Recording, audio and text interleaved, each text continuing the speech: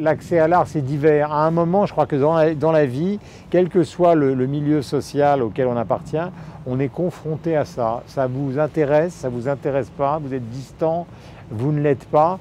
Moi, j'ai toujours considéré que c'était le meilleur moyen de sortir de son éducation, de l'endroit où on était né, se débarrasser de ses parents, des préjugés.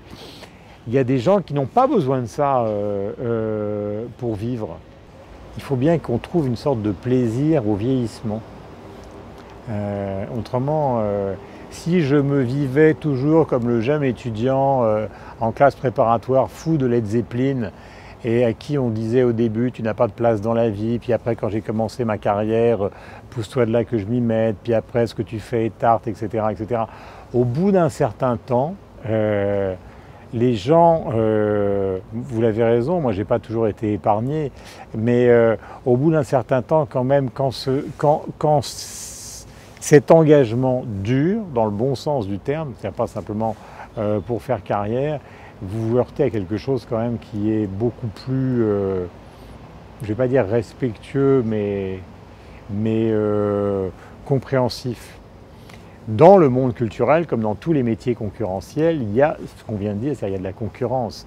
Donc les gens ont envie de s'éliminer, de s'auto-éliminer. Moi je sais quand je faisais les émissions littéraires par exemple, j'avais des tas de confrères qui, je le savais, à chaque fois qu'ils me croisaient dans les couloirs, 10 minutes après, allaient vomir sur moi ailleurs. Mais on finit par vivre avec ça. Ce n'est pas un drame absolu.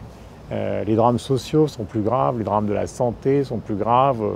Il faut s'habituer à ça. Si on n'empêche pas une œuvre ou quelqu'un de vivre, ça va.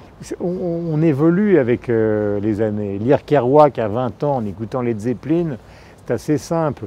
Plus tard, à 30 ans, ou écouter des Kind of Blue de Miles Davis en regardant les tableaux de Barnett Newman, par exemple, ça devient, on commence à évoluer vers une sérénité, quelque chose de plus complexe. Et puis, lire de la poésie, il faut peut-être parfois attendre, ou alors très jeune, ou alors... Vous savez, l'autre jour, je suis en train d'écrire un livre avec un artiste qui s'appelle Bertrand Lavier, et je suis tombé sur une phrase de Robert Filiou qui va nous permettre, qui est donc ce poète lettriste, qui va nous permettre de conclure cette petite conversation, qui est une phrase que j'adore, qui est, tenez-vous bien, n'est pas con qui veut.